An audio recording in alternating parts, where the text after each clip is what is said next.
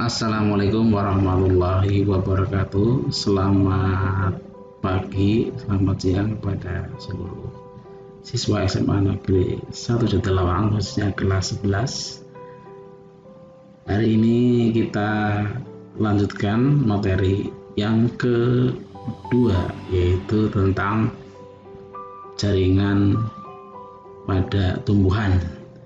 Yang akan kita pelajari pada hari ini adalah struktur dan fungsi jaringan pada tumbuhan.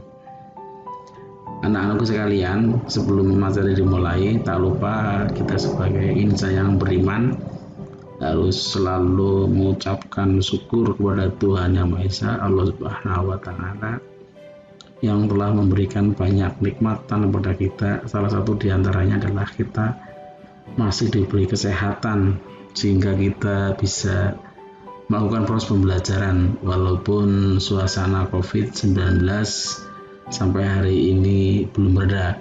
Kita berdoa semoga coronanya ini segera berakhir dan segera ditemukan obatnya sehingga bencana ini segera berlalu.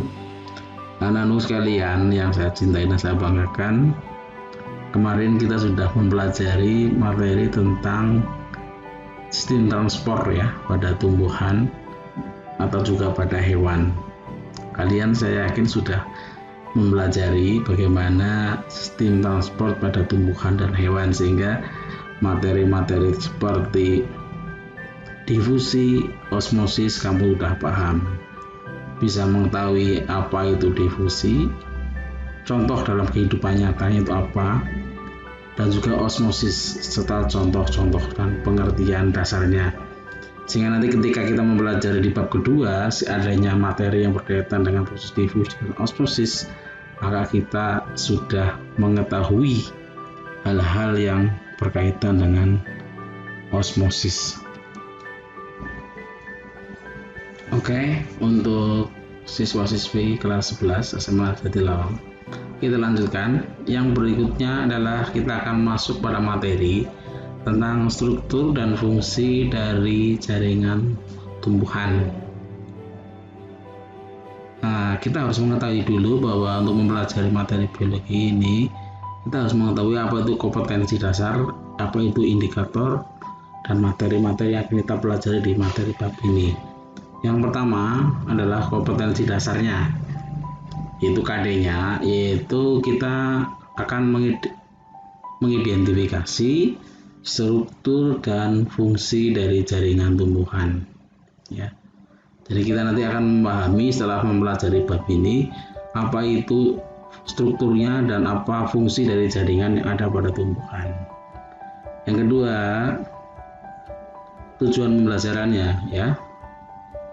Nah, jadi kalau kita sudah memiliki kompetensi dasar, kita pasti mengetahui setelah kita mempelajari ini, maka kita sudah mengetahui bisa satu mengidentifikasi jenis-jenis jaringan pada tumbuhan ya. Ada jaringan berbagai macam, nanti kita tahu semuanya, dan masing-masing jaringan itu memiliki fungsi yang berbeda-beda pasti ya. Sebenarnya kita sering melihat, cuma selama ini mungkin kita belum bisa mengetahui nama-namanya, atau mungkin sudah dipelajari di pelajaran di kelas 7, 8, atau 9 di SMP. Yang kedua, di subbab ini kita juga akan mempelajari kalian mampu menjelaskan sifat potensi pada tumbuhan dan kegiatan yang menyertainya, diantaranya adalah kegiatan kultur jaringan ya.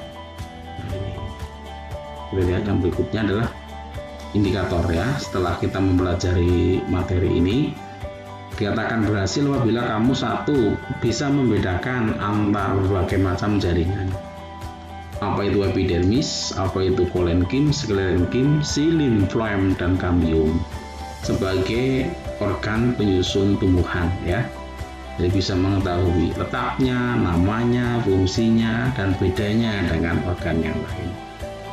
Yang kedua, indikatornya adalah kita bisa menunjukkan letak ya. Apa itu korteks, apa itu stil atau silinder pusat. Dan yang ketiga, otomatis kita bisa mendeskripsikan fungsi dari masing-masing jaringan tumbuhan. Yang berikutnya kita lihat ya, yang pertama adalah jaringan tumbuhan, contoh macam-macamnya ya. Yang pertama, jaringan sendiri pengertiannya adalah kumpulan dari sel yang memiliki struktur dan fungsi yang sama. Jadi kalau jaringan tumbuhan, otomatis sel yang jumlahnya sama, fungsinya sama, yang ada pada tumbuhan melakukan sebuah kegiatan yang sama. Namanya jaringan tumbuhan. Ya, jaringan tumbuhan itu ada berapa? Di antaranya yang pertama adalah jaringan meristem. Ya, jaringan meristem merupakan jaringan yang sel penyusunya adalah bersifat embrional. Embrio berarti muda. Dia mampu melakukan pembelahan terus-menerus, berarti fungsinya adalah sebagai zat pada yang berfungsi untuk tumbuh ya. Berikutnya adalah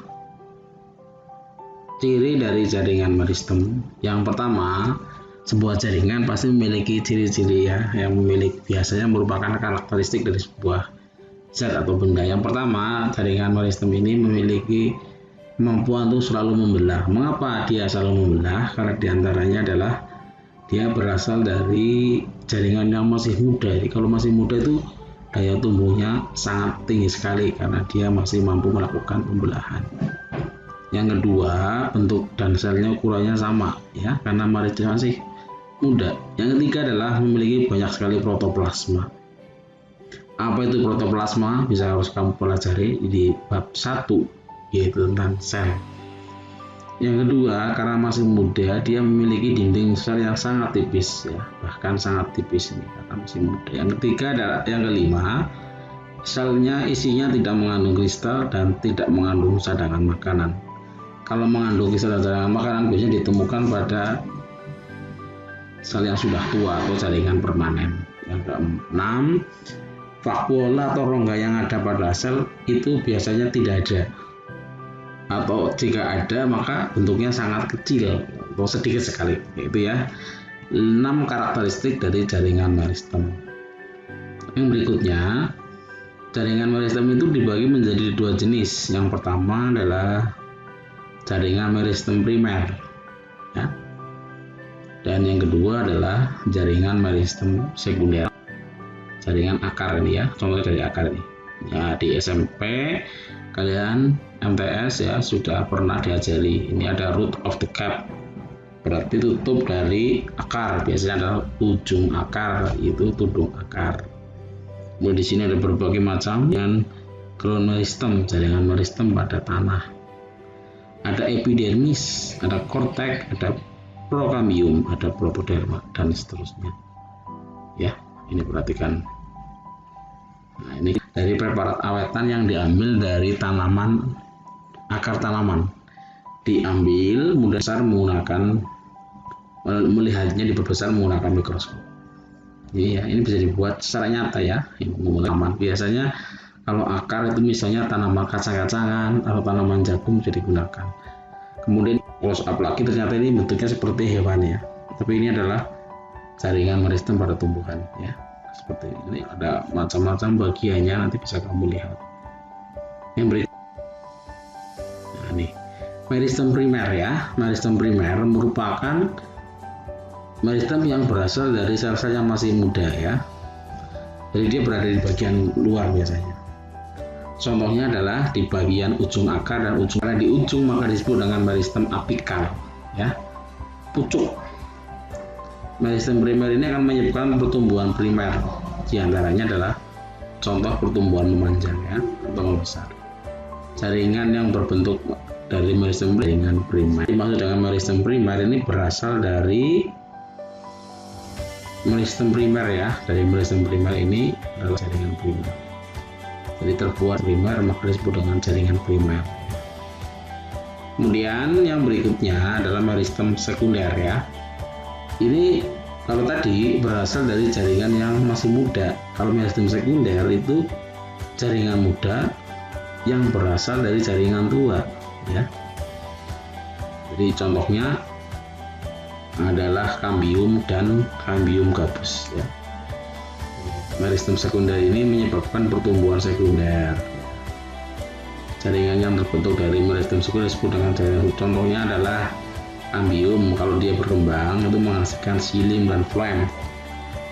Kalian masih ingat ya, xilin dan phloem itu fungsinya apa? Itu diantaranya mengangkut air dan unsur hara serta zat makanan. Dan yang berikutnya adalah kambium gabus. Ini akan menghasilkan gabus ya. Jadi setelah meristem sekunder, kita akan masuk kepada jaringan yang kedua. Tadi kan jaringan yang pertama adalah jaringan meristem ya. Jaringan meristem itu jaringan yang terdapat pada jaringan muda pada tumbuhan. Jadi khasnya dia selalu melakukan pertumbuhan ya. Jadi kalau yang kedua, kebalikan dari jaringan meristem adalah jaringan dewasa. Jaringan yang sudah tua. Ya, kalau jaringan sudah tua atau dewasa, ciri khasnya apa? Dia berasal dari diferensiasi dan spesialisasi dari sel yang merupakan hasil pembelahan dari meristem. Jadi sebelum menjadi jaringan dewasa, dia harus menjadi jaringan meristem dahulu. Setelah dia lama, kemudian seiring berjalannya waktu, dia akan berubah menjadi jaringan dewasa. Pada tumbuhan semuanya akan seperti itu. Ciri khasnya yang pertama adalah dia sudah mengalami diferensiasi. Berarti different itu artinya beda. Berarti dia sudah memiliki pembedaan. Masing-masing jaringan sudah berkembang dan memiliki fungsi yang spesifik ya, berbeda-beda. Seperti kalian besok kalau udah lulus dari SMA, kuliah dan bekerja, kamu akan memiliki kemampuan yang berbeda-beda. Tapi kalau sekarang kemampuannya sama, ya sama-sama sebagai anak IPA atau sama-sama sebagai anak IPS atau sama-sama menjadi anak bahasa atau bahkan sama-sama siswa, itu merupakan contoh dari jaringan meristem, artinya jaringannya masih sama. Yang kedua adalah pada umumnya tidak bisa membelah lagi, kan udah tua. Jaringan udah tua ini sudah tidak ada kemampuan untuk membelah, biasanya nanti malah satu, yaitu mati ya. Yang ketiga, ciri khas dari jaringan dewasa adalah bentuknya sudah tidak mengalami penebalan lagi. Tisu, kolenkim tisu dan sklerenkim. Apa itu kolenkim? Apa itu sklerenkim? Apa itu parenkim? Kamu harus bisa membedakan masing-masing. Kemudian yang berikutnya adalah jaringan epidermis. Kita jelaskan secara singkat. Apa itu jaringan epidermis? Itu jaringan yang letaknya paling luar ya, menutupi seluruh permukaan tubuh tumbuhan. Jadi kalau kalian melihat ada sebuah tanaman yang paling luar, itu merupakan ciri khas dari jaringan epidermis ya. Jadi ciri yang pertama adalah bentuknya seperti balok kalau dilihat menggunakan mikroskop. Seperti itu. Yang ketiga, tidak ada ruang antar selnya. Yang keempat, tidak ada klorofilnya, berarti dia tidak bisa melakukan proses fotosintesis. Jaringan epidermis ini kebanyakan juga mengalami modifikasi sesuai dengan letak dan fungsinya. Misalnya menjadi duri, menjadi rambut, dan seterusnya ya. Ini adalah bagian dari jaringan epidermis.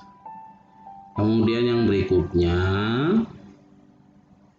nah, yang kedua, jaringan parenkim. Nah, kita lihat, ini adalah penampang dari daun close up menggunakan mikroskop ya.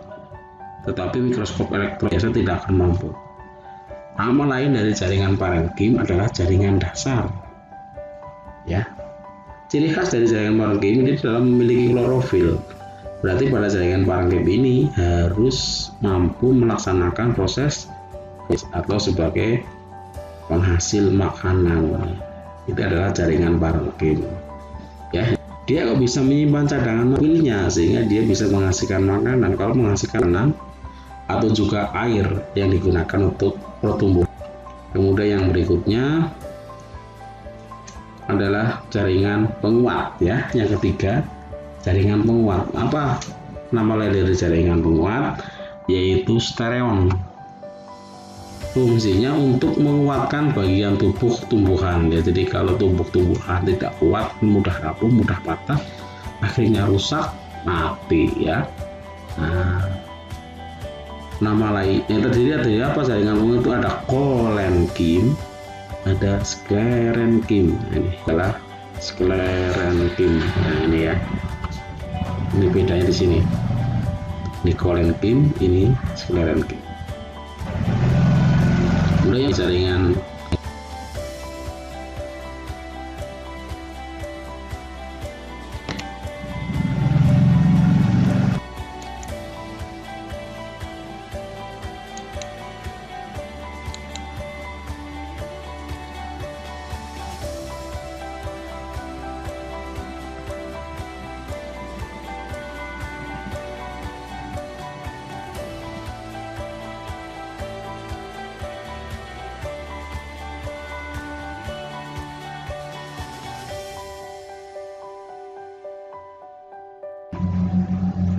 kita lanjutkan. Untuk yang berikutnya adalah penguat ya.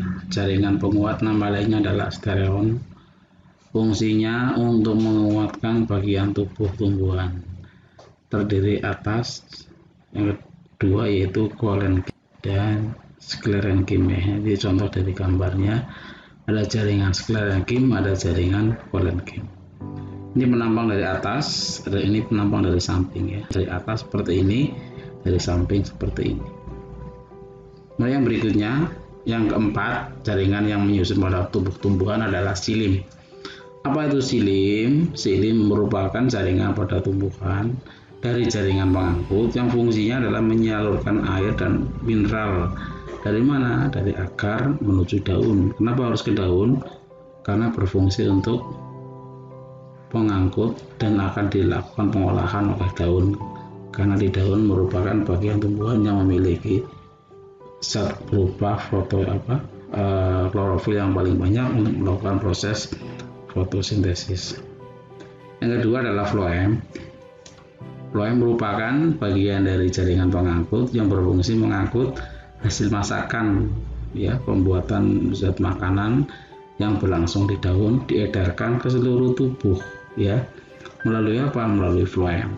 Ya, biasanya kalau kita mengamati jaringan pengangkut pada tumbuhan adalah menggunakan tanaman jagung akarnya nih atau batangnya ya, seperti ini. Kemudian yang berikutnya yang kelima adalah jaringan gabus ya. Apa sih fungsi jaringan gabus pada tumbuhan ya? Kalau kita lihat di sebelah sini nih, ini adalah bagian-bagian dari jaringan gabus, yaitu menghentikan epidermis ketika sudah rusak ya, karena dia mengalami proses penebalan. Kalau udah menebal kan tidak bisa menjadi gabus lagi ya. Dibentuk oleh sebuah jaringan namanya kambium gabus, namanya velogen. Velogen akan membentuk velum ke bagian luar dan membentuk veloderma ke bagian dalam ya. Kemudian yang berikutnya adalah proses pengangkutan air dan mineral ya. Air dan mineral ini dibedakan menjadi dua. Jadi air itu untuk bisa sampai ke dalam akar, masuk ke dalam bagian batang dan diangkut ke daun itu melalui proses pengangkutan ya. Yang pertama dimulai dari bagian akar. Ini perhatikan, ini adalah rambut akar, ini adalah akar ya. Ada dua jenis pengangkutan. Ini adalah pengangkutan secara simplas yang warnanya biru, dan yang berwarna merah adalah apoplas, yaitu penyerapan air yang berlangsung di dalam akar menuju ke dalam akar ya, dari luar akar menuju ke dalam akar melalui diantaranya adalah rambut-rambut akar. Apa fungsi rambut akar? Salah satu fungsinya adalah untuk memperluas bidang penyerapan sehingga air bisa terserap secara efektif ke dalam akar. Yang pertama adalah pengangkutan secara apoplas, berarti ini apoplas menembus sel. Kalau simplas itu melalui pinggir-pinggir sel bagian merah-merah ini. Nah, kita sudah bisa mengetahui pengangkutan secara simplas dan pengangkutan secara apoplas. Kalau simplas itu menembus, kalau apoplas itu melalui pinggir-pinggir sel, tidak menembus ya. Nah,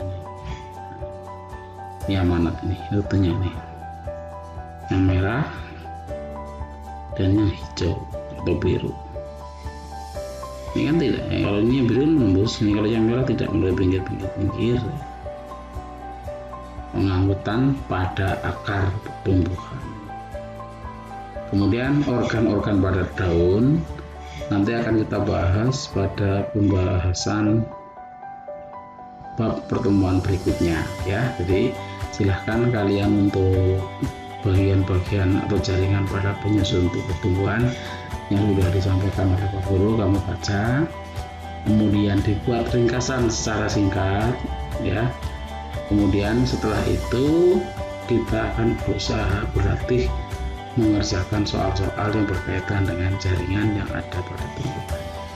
Untuk soalnya atau latihan soalnya nanti saya letakkan di Google Classroom ya, silahkan kamu lihat di bawahnya, di sana ada tugas berkaitan dengan jaringan-jaringan pada tumbuhan. Apabila nanti ada hal yang kurang jelas bisa kamu tanyakan, bisa melalui forum ya, kamu tuliskan, atau hal-hal yang lain berkaitan dengan pembelajaran ini. Saya harap pembelajaran ini sebagai pengganti untuk kita bertemu. Sebenarnya secara saya pribadi saya lebih suka pembelajaran itu tetap muka ya, itu karena kita sedang mengalami sebuah cobaan. Kita berdoa saja semoga bencana ini cepat selesai dan nanti kita bisa berkumpul lagi untuk melaksanakan pembelajaran secara tatap muka. Atas perhatiannya saya ucapkan terima kasih. Assalamualaikum warahmatullahi wabarakatuh.